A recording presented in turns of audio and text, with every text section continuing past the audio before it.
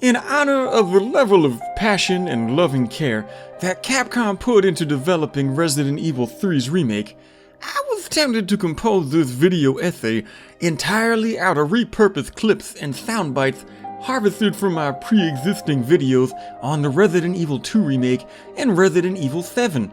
Fortunately for you lovable scamps who smell like feet, unlike Capcom, I have just enough integrity to crap out this low-effort, yet wholly original shitpost of a video essay instead. Oh boy. The original Resident Evil 3 Nemesis, much like my first girlfriend Mongo Lydia, was a brilliant, if not fundamentally flawed, touchstone of my childhood. Though, to be perfectly honest, my obese tongue strangler of cats and my first awkward erections alike was less fundamentally flawed than she was fun and mentally flawed. And like that drooling giver of waterhead, Resident Evil 3 Nemesis had a sort of half-finished splendor that could only be conceived while its creators were heavily drinking. The Nemesis ran around in his underpants, assaulting lasciviously dressed white women like I do whenever the streetlights behind the Fuddruckers burn out, which on a side note is a little something my grandpappy used to call getting the brown in during a blackout. But he died after getting his nutsack stuck in a shampoo bottle, so who cares what he had to say, that stupid dummy? Nemesis allowed players to mix all sorts of gunpowders and explosives without them first having to realize that the Industrial Revolution and its consequences have been a disaster for the human race. And perhaps most impotent of all, the original third Resident Evil game bought the series just enough goodwill to survive the deluge of digitized diarrhea that was Resident Evil Code Veronica, Resident Evil Survivor, and Resident Evil Gaiden. The quality of the installments in the Resident Evil franchise is as pendulous as my exposed testicles in a wind tunnel, which, by the way, is something I do because it's the only way I can remove the crabs without killing them. I am an animal lover after all. For every good Resident Evil game, there is an equal but opposingly terrible Resident Evil game to counteract it. If Capcom put out a Resident Evil themed bag of cat food tonight, you could expect them to release a Resident Evil themed can of dog shit by the morning. For 3 long, terrible years, the original Nemesis served as a buoy for loyal fans to cling to just long enough for the series to rebound with a masterful Resident Evil 1 remake, only for Capcom to then immediately shit the bed again with Resident Evil 0, also known in some circles as Murder of a Franchise's Backstory on the Orient Express. I love you, Resident Evil, but I wonder at times if it wouldn't be for the best to put you down. I mean, I loved my cat too, but he saw what I do in the secret room beneath my tool shed, and that's nearly as bad as what you fuckers did with Operation Raccoon City. I hope God forgives you boys for that one, because I know that I never will. If Resident Evil 8 is any good, why not just stop there before you ruin the balance again with a rushed remake of RE4? Oh wait, I know why. Speaking of which, today's video is brought to you by my novels Europe Hillary's Invasion, Europe 2 Barack's Apocalypse, and my mystery novella Split in Two. These underpriced portals into the mind of a barrel-chested pussy melter are available as paperbacks, ebooks, and audiobooks on Amazon, Audible, and iTunes. Please consider buying them so I can afford a towel to wipe up my cum with, and finally free the shaved orangutan I keep chained to my desk and shoot my loads of chode a la mode directly into his quavering mouth. It's a living! Well, hey everybody, it's your good old pal EmptyHero, and today, because the lack of a new video was hurting my bottom line, we're gonna discuss the video game equivalent of writing a book report on a book you haven't actually read while the teacher is busy collecting everyone else's paper. Our descent into the mouth of mediocrity begins with a montage of news so fake that I was surprised it didn't conclude with a blonde-haired Jew broad with tits that stick out farther than her nose blaming the viral outbreak on President Donald Trump. Our protagonist then triumphantly rolls out of her disgusting, dirty laundry-festooned twin-size bed, crushing an empty Haagen-Dazs pint beneath her lickable little feet, and proceeding to bathe in a bathroom sink like the Mexican janitor woman who she was modeled after, with her greasy face, spicy Latin temper, and spicy Latin queef. This version of Jill Valorenzotine seems more suited to fishing used tampons out of a clogged public toilet than to taking on legions of the undead with so much gusto you'd almost mistake them for my cock. And look, I'm not just saying that because I want to fuck the Julia Voss incarnations of Jill in the ass until her hot liquid dookie fills my shoes and saturates my shag carpeting, much in the way that her love has saturated my eternal soul. But I can't be too hard on this version of Jill, and I mean that metaphorically, not just as a description of my flaccid and backwards-facing hooker humper and dumper thumper. The implied backstory to this new Resident Evil 3 is that Jill lives alone, is turning 30 soon, and her dog has been taken away after someone from animal control noticed all the golden retriever hairs glued to the back of Jill's scraped-up cankles. The player witnesses the horror as she hits the wall in real time and tries to rearrange her face back to being pretty with a bullet, then just leaves the sink running full blast like a 5-year-old who's brushing his teeth. I mean, really, kids. There are starving children in Africa who would love for you to spit that used-up toothpaste directly into their mouth, and you're just washing it down the drain like a turd or an unwanted pregnancy of the same color of that turd. Grow up. There in her lonely condo full of fruit-flavored beer and Latin temper pills, instead of a husband who loves her and their children who will carry on their genetic legacy into the future, our man-hating mestizo mademoiselle with a moderately mushable mound of mamilla meatballs sups upon the sour fruits of feminism, much in the way that you and I might dine upon a delicious Knish-flavored Hot Pocket or a small bird that inadvertently flew into our mouths. No one at the Raccoon City Police Department believed Jill's reports on the events of the original Resident Evil, which I can only assume is the direct result of the original game's script being so terrible. I mean, why would Barry call Jill the master of unlocking things if she doesn't even carry her own lockpick? That's like if I called my fifth wife La Chartre the master of having a black eye before she burnt the roast. I mean, really. Oh, and Jill's only contact to the outside world is a fat nerd who dresses like a hydraulically stabilized Michael J. Fox knockoff, and he sends her messages via the second greasiest cheese-splattered box in Jill's pathetic condo, which is somehow smaller than mine. And I suck dicks for a living. Made $400.05 the other day sucking dirty unwashed hobo penises under a bridge. Which one of them paid a nickel, you ask? They all did. Excuse me, boys. I was just doing a quick impression of your mother. But all jokes about your fat, knob-slobbing hotel for gel of a mother aside, let's get back to the game. The new Nemesis pops through walls due to being unable to locate the 3 color-coded gemstones and Moonlight Sonata piano music tablature required to open the front door, and immediately grabs Jill by her stanky pussy. Those who dislike new Nemesis design take note. The poor boy's nose is crooked for a reason. Nemesis took one whiff of Jill's unclean vagine that resembles a fried aubergine, and his awe-stricken nose tried to run away from his face. The same thing happened to Michael Jackson after sniffing one too many 5-year-old boys' shrimp-flavored Go-Gurt and chocolate milk farts directly from the tap. While we're on the subject of Nemesis, I just want to get a major problem with this remake out of the way. The original game's iconography has been destroyed, and the new elements brought in to replace them, like a hooker who I beat to a pulp after I realized that her gigantic mushy pussy lips that have been slapping me in the legs with every thrust are actually just plump testicles, and I've been making love to a man's cavernous belly button while he hides his dingus in an ironically named fanny pack are more hit than miss. At this point, the intro concludes with more cutscenes than a Star Wars The Phantom Menace fan edit, and after escaping the $1 trillion bioweapon specifically designed to kill Jill by jogging at a brisk pace in a straight line, Jill stumbles out of her apartment complex and limps toward the liquor store as if she only just then realized that she's 30 years old and alone. Now, for those of you who didn't quite get the last Star Wars joke, please bear in mind that I'm just having a little fun with homophones, which is what is called when you whisper a message into a dapper homosexual man's cavernous gaping booty hole, and he duck walks some distance to relay that message by farting it into the ear of a third very good friend. Brad then meets up with Jill and is instantly bitten because this dipshit is somehow genre savvy enough to know about zombies, but not smart enough to wear body armor with sleeves.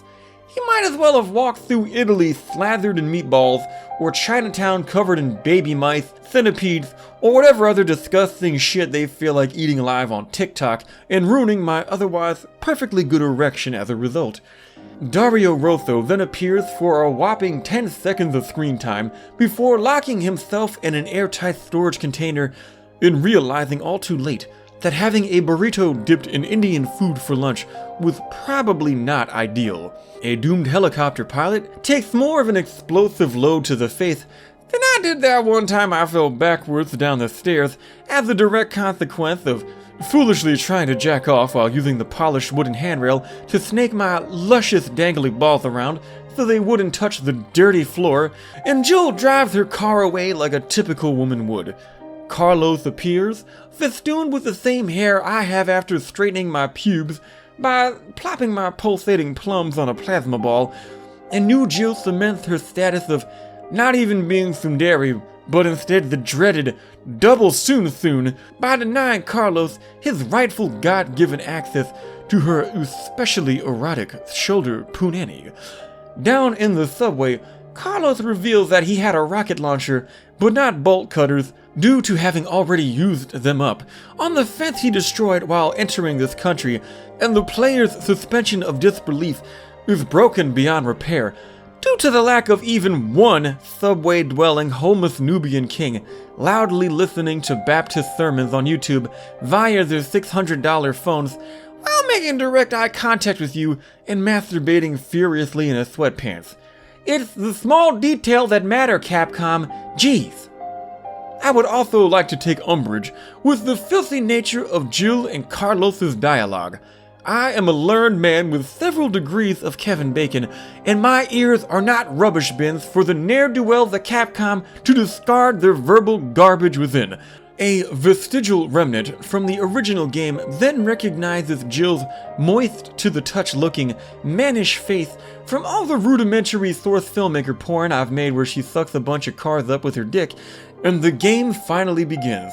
As a side note, the ammo crafting guide found in this area mentions that a gun without ammo is as useless as a wet fart, which frankly offends me. The lack of ingenuity on Capcom's part in utilizing one of those moist echoes of the soul of man, emanating from the deepest recesses within the heart of his bottom too. Let's say, seal an envelope, knock an eyelash out of a precious newborn's beautiful eye, or momentarily override the natural stench of New Jersey, just goes to further demonstrate the lack of creativity inherent in this farce of a game.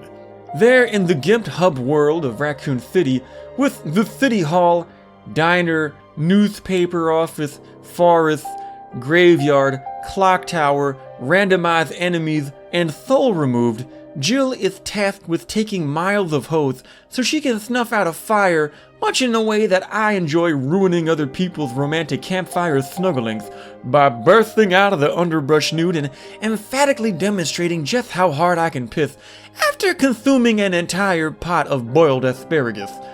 The donut shop, apartment, and alleys of the central hub are serviceable, but are about as memorable as the joke about the unicorn with Down syndrome I mentioned about 3 minutes ago.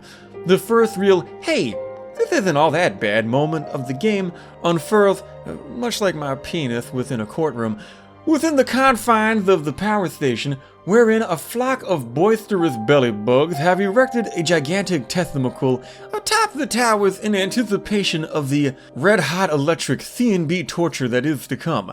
Jill demonstrates her complete lack of a gag reflex as an insect fills her stomach with the first life Jill has had inside of her since that one cucumber began to sprout roots.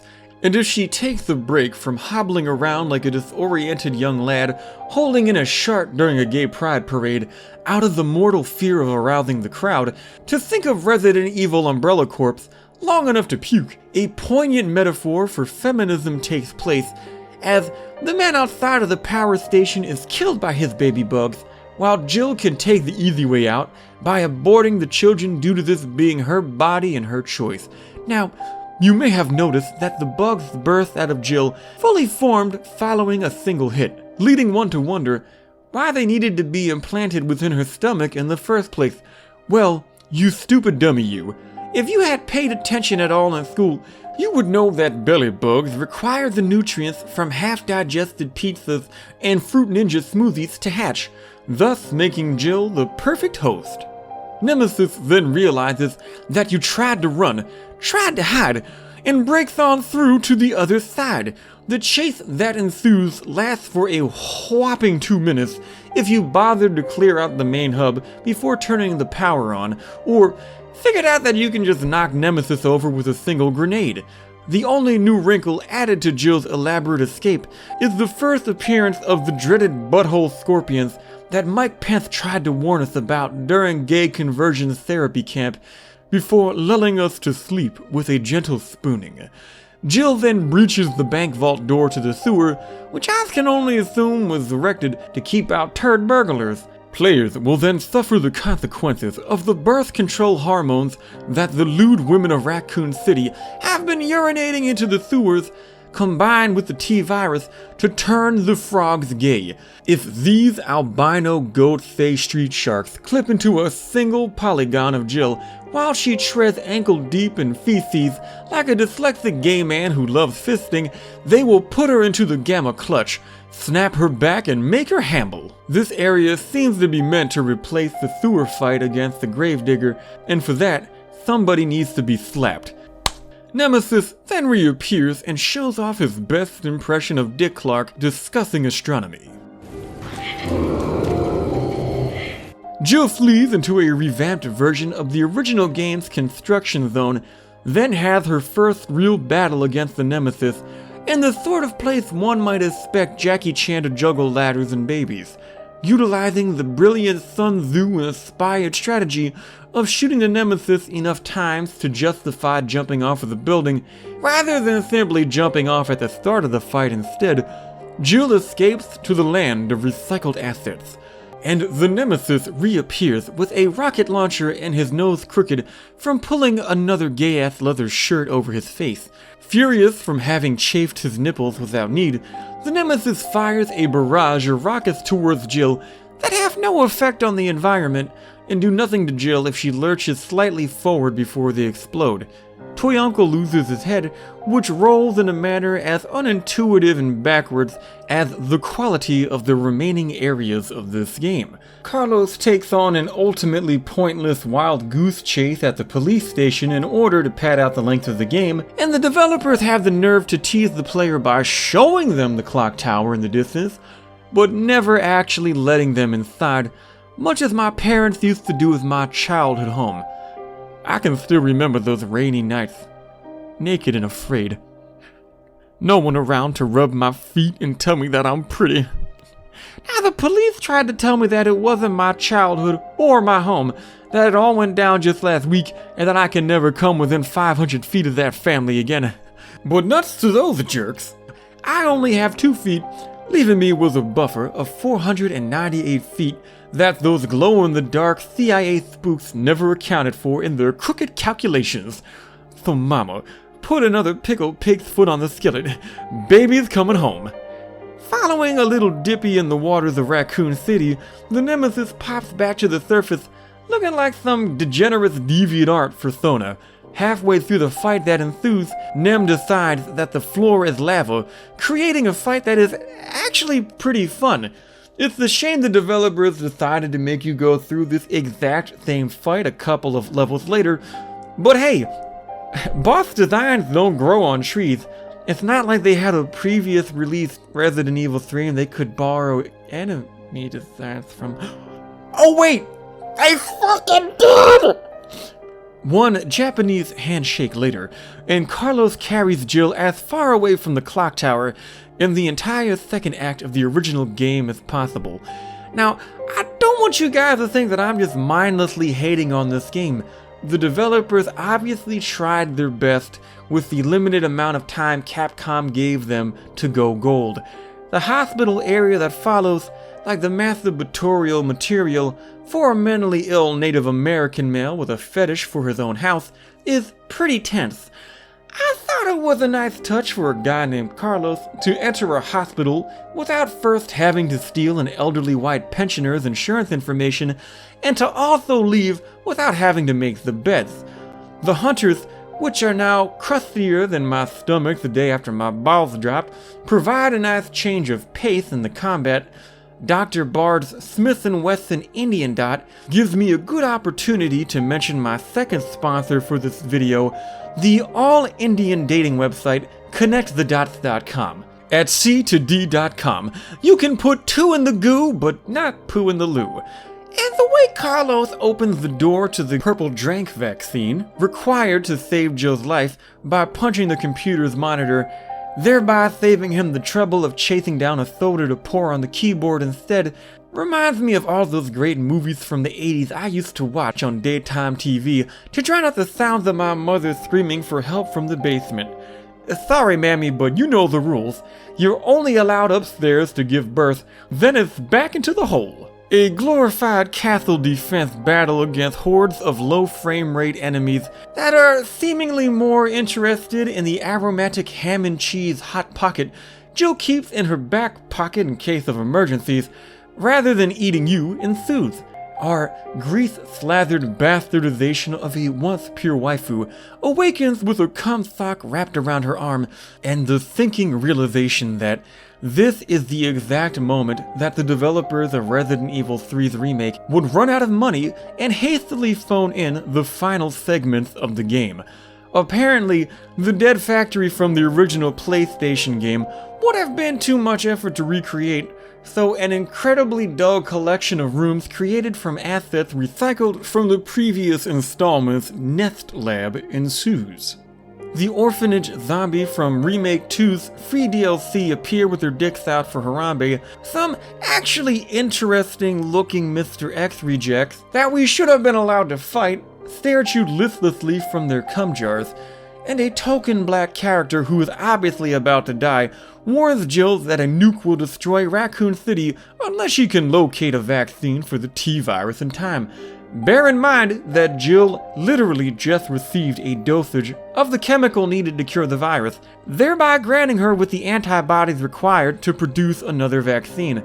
Jill, however, is as stupid as Remake 3's developer, so this option is never explored. Upon assembling a vaccine that will obviously be dropped or stolen at some point, because otherwise Nikolai would have nothing to do, Jill then proceeds to drop the vaccine and Nikolai steals it. You may wonder, why haven't I mentioned Nikolai up to this point in the video? And frankly, it's because Russian man bad is not a compelling character trait. The exact same boss fight from the Clock Tower courtyard ensues, ending only when Carlos arbitrarily decides to crush the Nemesis with a mechanical arm, then flood the area with a lethal dose of Mountain Dew. Now, I know the Nemesis committed unforgivable atrocities, but even he didn't deserve such a grim fate. The game caps off with an epic showdown between Jill and an anthropomorphization of my foreskin on a hot summer's day, and honestly, I know most people hate this fight, but once you figure it out, it's a 10th upgrade from the crawling beehole final boss fight of the original game. Carlos and Jill then escape, leaving Nikolai stranded in the interstitial state of having been set up perfectly for a Ghost Survivor campaign, yet never receiving one, though, knowing those jackasses at Capcom, they'll announce exactly that DLC the day after I finish editing this video, much in the same way they did with the DLC for Resident Evil 2's remake. Perhaps some of you are expecting me to end this review with a brief rundown of Resident Evil Resistance, the video game equivalent of the plastic red spoons that came bundled with Lunchables and were only consumed by bowl-cut hair aficionados, but that would have required me to have been able to stomach more than 5 minutes of it. Suffice to say, the lack of variety in enemy types apparent in this remake and the deluge of original assets utilized for this shitty Left 4 Dead clone are particularly heartbreaking, as putting Resistance's assets and dev time into 3make would have resulted in one excellent game rather than one that is just okay and another that I don't even want for free. In short, my dick is longer than this game, and scarier too, but that doesn't mean that you and your fat smelly mother shouldn't play with them both. Well, that's it for today's video. I'd like to thank my members, Patreons, Discord members, and that one lady at the bus stop who crop dusted me with a burrito wrap just as my erection was beginning to lose steam, for making all this possible. As a quick reminder, my streams are still live on this channel, but the archives are hosted on my second channel, EmptyHero Streams. For my next big project, I'm gonna finish editing my horror/adventure novel, Curse of Wilson, and release a couple of promotional videos for it and my other novels during the interim. Once Curse of Wilson is complete, my next YouTube project proper will be a massive video detailing the unending stupidity of Final Fantasy X, so that I can finally erase the 500 gigabytes of Final Fantasy X gameplay footage I have on my hard drive to make room for some saucy Lulu from Final Fantasy X avant-garde source filmmaker kinos instead. Until next time, my serendipitous little shooting stirs. Thanks for your time and goodbye!